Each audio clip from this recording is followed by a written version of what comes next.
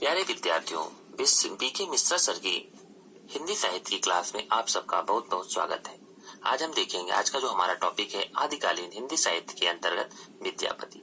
तो सबसे पहले हम विद्यापति से रिलेटेड प्रश्नोत्तर देख लेते हैं और इन प्रश्नोत्तरों को आधार बनाकर हम देखेंगे, विद्यापति को समझने का प्रयास करेंगे कि विद्यापति ने किन किन विधाओं में अपनी भाषा शैली, अपनी विद्वत्ता, अपने पांडित्य का किस तरह से प्रयोग किया, उसको हम देखेंगे।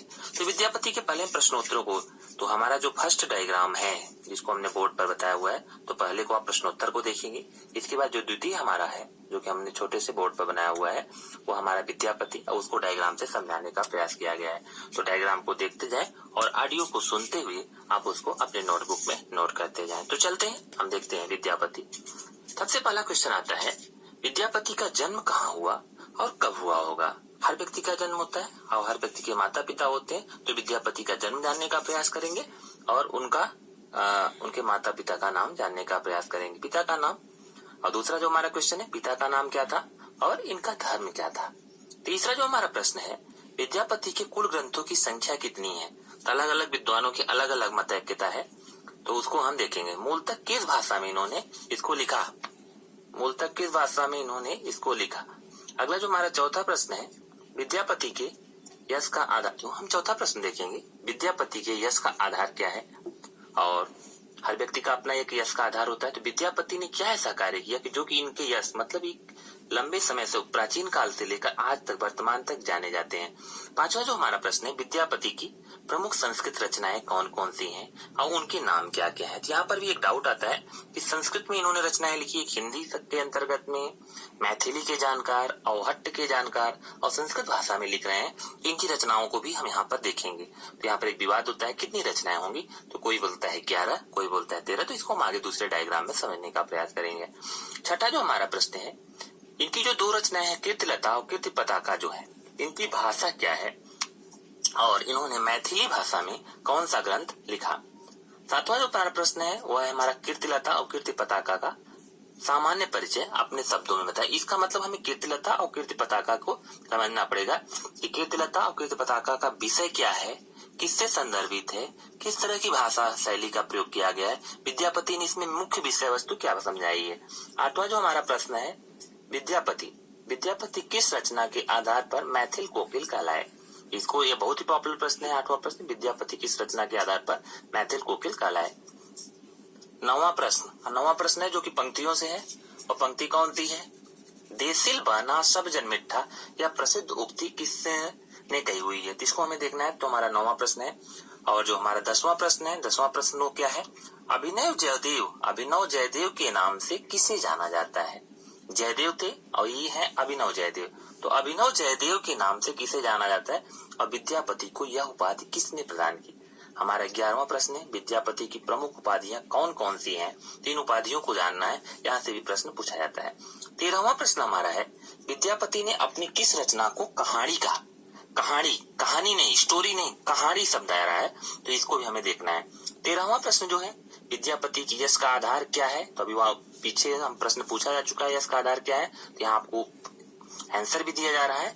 और ये इसमें एक नई चीज पूछी जा रही है, विद्यापति की यश का आधार क्या है, तो वह है पदावली, और पदावली की विषय वस्तु क्या है, तो इसको हम देखेंगे। अगला हमारा प्रश्न है जो 14वां प्रश्न है, वो हमारा 14वां प्रश्न क्या है, विद्यापति भक्त कवि है या श्रृंगारी कवि। इसके संदर्भ में बहुत सारा विवाद है, तो इसको हम आगे समझने का प्रयास करते हैं। अगले देखिए 15वां प्रश्न, विद्यापति को किसने श्रृंगारी कवि माना और किन किन विद्वानों ने भक्त कवि माना। तो यहाँ पर हम इनके नाम याद करने का प्रयास करेंगे कि श्रृंगारी कवि कौन कौन से लोग जो मान रहे हैं विद्यापति को, और कौन कौन से विद्वान ऐसे हैं जो कि विद्यापति को भक्त कवि मान रहे हैं। अगला देखिए जो 16वां प्रश्न है, शुक्ल जी के अनुसार विद्यापति, अर्थात शुक्ल जी ने विद्यापति के संदर्भ में कौन सा स्टेटमेंट कहा है, क्या उनका दृष्टिकोण रहा है। तो यह हमारा हो गया हमारा पहला डायग्राम, या जो पहला हमारा बोर्ड प्रैक्टिस थी उसको हमने देखा। अब आप आ जाइए दूसरे बोर्ड प्रैक्टिस पर, जो है विद्यापति। यहाँ पर हम देखेंगे, यहाँ पर जो डायग्राम दिया हुआ है, इसमें दिया हुआ है विद्यापति का जन्म, स्थान, पिता, उपाधियां, ग्रंथ और कुछ महत्वपूर्ण कथन। तो इसको हम देख लेंगे। जो जन्म है 1425 ईस्वी, संवत 1425, और जिसको 1368 ईस्वी का बताया जाता है। यह स्थान कहाँ पर जन्म हुआ था विद्यापति का जो जन्म हुआ था दरभंगा बिस्बी जो वर्तमान में बिहार में पड़ता है, इनके पिता का नाम गणपत ठाकुर था। और जो इनको प्रमुख उपाधियां थी, प्रमुख उपाधियों को जरूर आप याद कर लें, क्योंकि यह बहुत ही इंपॉर्टेंट है और एग्जाम में अधिकांशतः पूछा ही जाता है और कई बार पूछा भी जा चुका है। तो विद्यापति की प्रमुख उपाधियों को देखते हैं। मैथिल कोकिल, कवि शेखर, अभिनव जयदेव, कवि रंजन और कवि कंठहार, यह है विद्यापति की प्रमुख उपाधियां। विद्यापति के ग्रंथ कितने हैं? कुछ लोग कहते हैं विद्यापति के 16 ग्रंथ हैं, कुछ लोग कहते हैं 14 ग्रंथ है। यदि इस तरह के प्रश्न आते हैं तो यहाँ पर हम अपने डायग्राम में समझाया हुआ है। जो संस्कृत के ग्रंथ हैं उसमें कहीं 13 मिलता है, कहीं 11 मिलता है। 11 को आप सही मान के चलिएगा, तो 13 या 11 प्लस 2 प्लस 1, 11 संस्कृत की हो गई, 2 अवहट्ट की हो गई, 1 मैथिली की हो गई। संस्कृत के 11 ग्रंथ कौन कौन से हैं, इसको हम देख लेते हैं। 11 और 13 का हमने जिक्र किया है, अधिकांश बुकों में 11 ही मिलता है। पहला है शैव सर्वस्व सार, दूसरा शैव सर्वस्व पुराण संग्रह, तीसरा भू परिक्रमा, चौथा पुरुष परीक्षा, पांचवा लिखनावली, छठा गंगा वाक्यावली, सातवां दान वाक्यावली, आठवां विभाग सार, नौवां गया पत्तलक, 10वां वर्णकृत्य, 11वां दुर्गा भक्त तरंगिणी, 12वां बारिशकृत, 13वां मणिमंजरा नाटिका। अब हम देखते हैं अवहट्ट की जो 2 रचनाएं हैं वो कौन कौन सी हैं। तो पहली रचना है कीर्तिलता और दूसरी है कीर्ति पताका। अब हम अगले जो डायग्राम हमारा जो लास्ट का डायग्राम देखे रहे होंगे दूसरे बोर्ड में, वो बना हुआ है, वह है विद्यापति से संबंधित महत्वपूर्ण कथन किसने किसने क्या कहा होगा। तो यहाँ प्रश्नों को एक बार देख लेते हैं। विद्यापति की पदावली को नागिन की लहर किसने कहा? दूसरा है विद्यापति को श्रृंगार रस का सिद्ध वाक कवि किसने कहा? तीसरा है ग्रियर्सन, श्याम सुंदर दास और हजारी प्रसाद द्विवेदी व शुक्ल जी के प्रसिद्ध कथन विद्यापति से संदर्भित कथन क्या क्या थे। इनको हम आगे अब पढ़ेंगे। अब हम चलते हैं कुछ फैक्ट, वन लाइनर क्वेश्चन और कुछ संकल्पना के आधार पर हिंदी साहित्य को समझने का प्रयास करेंगे। अब हम देखेंगे विद्यापति और उनका विद्यापति को देखते हैं। ठीक है प्यारे विद्यार्थियों, अब हम देखेंगे विद्यापति से संदर्भित कुछ प्रमुख तथ्य और कथन। तथ्यों को देखते हैं। एक्चुअली वन लाइनर फैक्ट है यह। देखिए विद्यापति की रचनाएं कौन कौन सी हैं? कीर्तिलता, कीर्ति पताका, पदावली। ठीक है, और आता है विद्यापति जो है हमारे विद्यापति को देख लेते हैं। विद्यापति ने कुल 14 ग्रंथों की रचना की। इसमें 11 ग्रंथ संस्कृत भाषा के और 2 अवहट्ट तथा 1 मैथिली भाषा का है। विद्यापति को कौन कौन सी उपाधियां दी गई? तो यहाँ पर एक अलग फैक्चुअल इंफॉर्मेशन है। विद्यापति को मैथिल कोकिल, कवि शेखर, अभिनव जयदेव, कवि रंजन, कवि कंठहार आदि नामों से जाना जाता है। ठीक है, जो कि आप यहाँ पर देखेंगे जो प्रश्नोत्तर हमारा है उसमें 11वें नंबर का प्रश्न है। विद्यापति ने अपनी रचना, जो 12वां प्रश्न हमारा है, विद्यापति ने अपनी रचना कीर्तिलता को ही कहानी कहा। तो कीर्तिलता को कहानी कहने का जिक्र यहाँ पर आया। कहते हैं विद्यापति की कीर्तिलता ऐतिहासिक प्रबंध महत्व का प्रबंध काव्य है और इसमें कीर्ति सिंह द्वारा अपने पिता का बदला लेने का वर्णन है। और इसमें कवि ने जौनपुर नगर, जौनपुर जो यूपी में पड़ता है, तो जौनपुर नगर का यथार्थ वर्णन किया है। ठीक है, अब हमारा जो अगला क्वेश्चन है, जो हमारा 13वां प्रश्न है, विद्यापति के यश का आधार क्या है? तो विद्यापति के यश का आधार पदावली है। तो पदावली विद्यापति के यश का आधार है और इसमें राधा कृष्ण के लौकिक प्रेम का वर्णन है और कवि का मन वयस संधिकाल का चित्रण करने में विशेष रूप से इसमें रमा हुआ प्रतीत होता है। आगे देखते हैं, विद्यापति की पदावली भक्ति परक रचना है या श्रृंगार परक? इस बात को लेकर काफी विवाद है, जिसको हम देखते हैं। विद्यापति की पदावली में क्या है? प्रार्थना और नचारी की अंतर्गत पदों में दुर्गा, गंगा, जानकी, शिव, कृष्ण के आराधना गीत हैं। अतः कुछ विद्वान इन्हें भक्त कवि मानते हैं। अब हमें यहाँ पर देखना है जो हमारे अगला क्वेश्चन है 15वां प्रश्न। 15वें प्रश्न में हमने कहा है किन किन विद्वानों ने विद्यापति को श्रृंगारी कवि माना और किन किन विद्वानों ने इन्हें भक्त कवि माना। तो हम पहले श्रृंगारी कवियों को देख लेते हैं। कौन से विद्वान ऐसे हैं जो विद्यापति को श्रृंगारी कवि मानते हैं? हरप्रसाद शास्त्री, रामचंद्र शुक्ल, सुभद्रा झा, राम कुमार वर्मा, राम वृक्ष बेनीपुरी आदि विद्वानों ने विद्यापति को श्रृंगारी कवि माना है।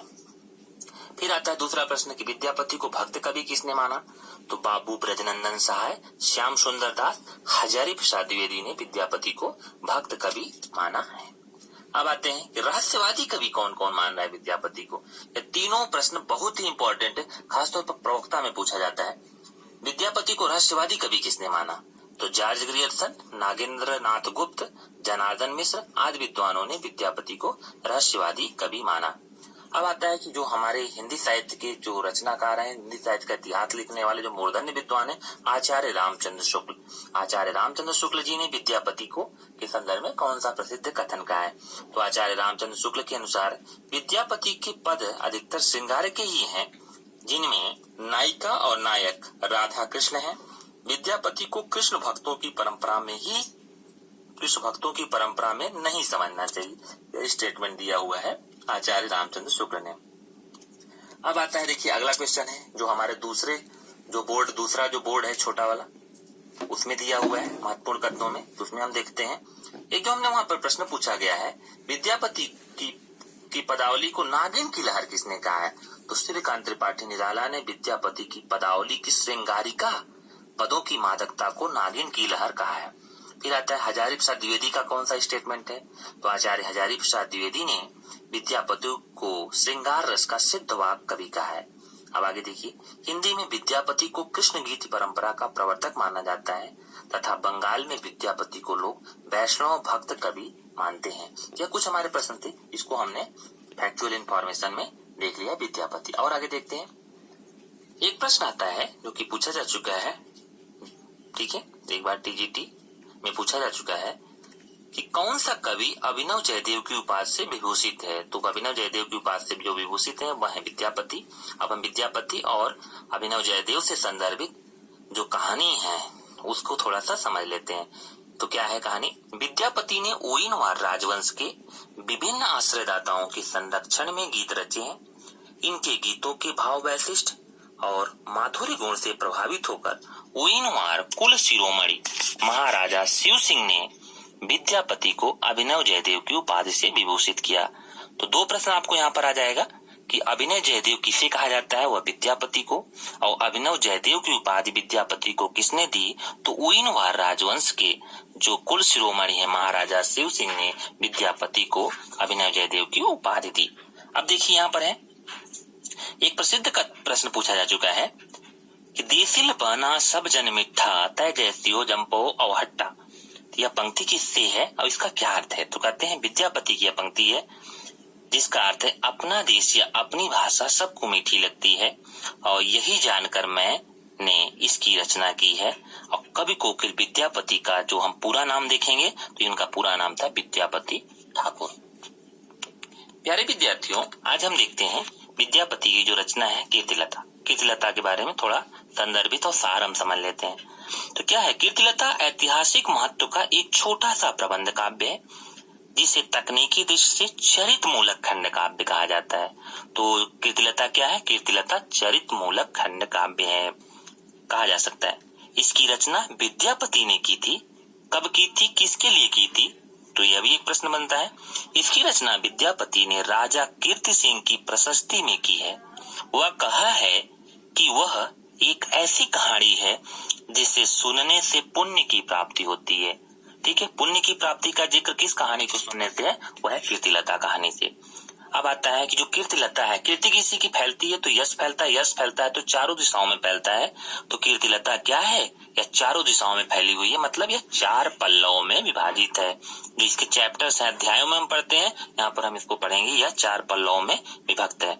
अब अगला प्रश्न आता है कि चारों पल्लवों में क्या क्या विषय वस्तु होगी, तो हम इसको भी देख लेते हैं।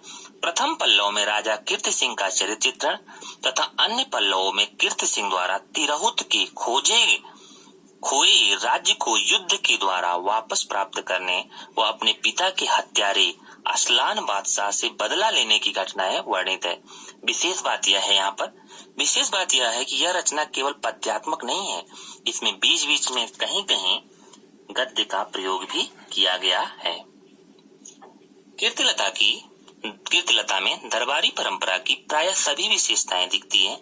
उन्होंने बताया है कि उनके राजा कीर्ति सिंह प्रताप में विक्रमादित्य से, दानवीरता में बलि व कर्ण से तथा भोग करने में इंद्र से भी ऊपर है। तो यहाँ पर देखिए हमें देखना होगा कि जिस राजा के दरबार में विद्यापति रह रहे हैं उस राजा की प्रशंसा में उनकी तुलना किससे कर रहे हैं।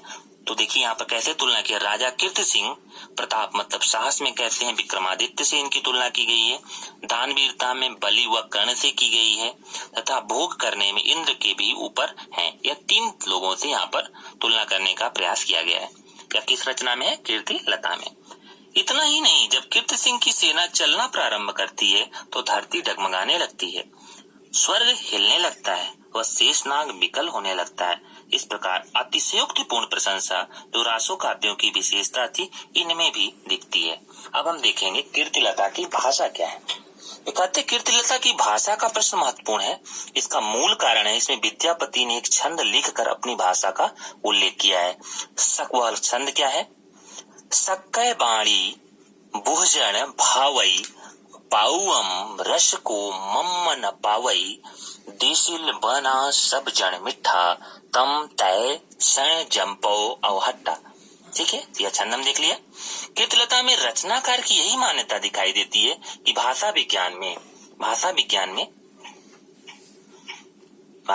में कीर्तिलता मान्यता दिखाई देती है कि भाषा विज्ञान में इस प्रश्न पर सदा विवाद रहा है कि क्या अवहट्ट को स्वतंत्र भाषा माना जा सकता है। अब यह लगभग निश्चित हो चुका है कि अवहट्ट एक स्वतंत्र भाषा थी जो लोक प्रचलन की दृष्टि से 9वीं और 11वीं सदी तक प्रचलित रही, किंतु उसका साहित्यिक प्रचलन 14वीं 15वीं सदी तक माना जाता रहा। इस दृष्टि से कीर्तिलता अवहट्ट की प्रवृत्तियों के अध्ययन हेतु सर्वाधिक महत्वपूर्ण कृति है। ठीक है, अब आगे देखते हैं पदावली, विद्यापति की पदावली। प्यारे विद्यार्थियों, अब हम देखेंगे पदावली को थोड़ा हम डिटेल में अर्थात विस्तृत में थोड़ा समझने का प्रयास करेंगे। विद्यापति की मूलभूत जो प्रसिद्धि है इसी रचना के कारण, वह कौन सी रचना जिससे कि विद्यापति की यश या प्रसिद्धि का आधार रही है, वह रचना है पदावली। आप कहते हैं कि यह जो रचना किससे संदर्भित रही होगी, तो यह रचना कृष्ण भक्ति से संबंधित पदों का इसमें संग्रह है और इसकी रचना आरंभिक मैथिली भाषा में की गई। यह रचना उस समय की गई जब वे राजा शिव सिंह और रानी लक्ष्मा देवी के दरबार में साहित्य का प्रणयन कर रहे थे। यह हिंदी में कृष्ण भक्ति की प्रायः प्रथम रचना है, किंतु यदि हम देखें तो जयदेव के गीत गोविंद, कवि हालकृत गाथा सप्तशती तथा चंडीदास की उस परंपरा की अगली कड़ी है जिसमें श्रृंगार तथा भक्ति के भाव परस्पर मिले हैं। अब हम देखते हैं पदावली का जो पदावली में मूलतः 3 विषय मिलते हैं। वो 3 विषय कौन कौन से हैं, तो कहते हैं पहला जो है ईश्वर वंदना, सेकंड नंबर पर है, द्वितीय नंबर पर है राधा कृष्ण का प्रेम और तीसरा है अन्य विषय। यह जो पदावली है इस रचना का प्रारंभ ईश वंदना से हुआ है, जिसमें न केवल राधा और कृष्ण की आराधना की गई है वरन देवी दुर्गा, सीता, गंगा से देखते हैं। यह जो रचना है पदावली इसका प्रारंभ ईश वंदना से हुआ है, जिसमें न केवल राधा और कृष्ण की स्तुति है वरन देवी दुर्गा, सीता। प्यारे विद्यार्थियों, थोड़ा व्यवधान होने से दिक्कत हो रही है, लेकिन फिर आप सुने ध्यान से। इस रचना का प्रारंभ, रचना कौन सी है, पदावली रचना का प्रारंभ ईश वंदना से हुआ है, जिसमें न केवल राधा व कृष्ण की स्तुति है वरन देवी दुर्गा, सीता, गंगा आदि की भी स्तुति की गई है। यहाँ ध्यान देने योग्य बात है कि विद्यापति मूलतः शैव थे, किंतु शैव होते हुए भी, शैव मतलब जो शिव की उपासना करता है उसको शैव बोलते हैं, किंतु शैव होते हुए इन्होंने अनेक देवी देवताओं की भक्ति की है। और जो रचना का मुख्य विषय है राधा कृष्ण के संयोग श्रृंगार का इन्होंने वर्णन किया है। इसके अतिरिक्त कहीं कहीं अन्य प्रसंग भी है, जैसे किसी युद्ध या किसी विवाह में कौन सा है, शिव विवाह का वर्णन आदि है। आगे हम देखते हैं पदावली में राधा कृष्ण के प्रेम के बहुत से चित्र हैं और इस पर कोई संशय नहीं किया जा सकता। इस रचना का मूल दर्शन ही यह है कि यदि जीवन भर भी प्रेम किया जाए तो वह कम है। और इन्होंने वह पंक्तियों में दिया है, सखी ही पूछती अनुभव मोए जोई विपरीत अनुराग जोई। प्यारे विद्यार्थियों, हम जब आगे की क्लास जो करेंगे उसमें विद्यापति की पंक्तियों और भावों को समझने का प्रयास करेंगे। तो आज विद्यापति पर इतना ही टॉपिक आपका कंप्लीट हुआ। इसे ध्यान से आप पढ़ें, समझें और पढ़ के समझ के कहीं यदि डाउट हो तो आप प्रश्न पूछ सकते हैं। धन्यवाद। यदि आपको ये हिंदी साहित्य का यह वीडियो पसंद आया तो इसे लाइक करें, सब्सक्राइब करें और अपने मित्रों में इसे शेयर करें, जिससे और भी मोटिवेशन प्राप्त हो आपको और नए नए वीडियो आपको बनाते हुए प्राप्त होते रहें। धन्यवाद।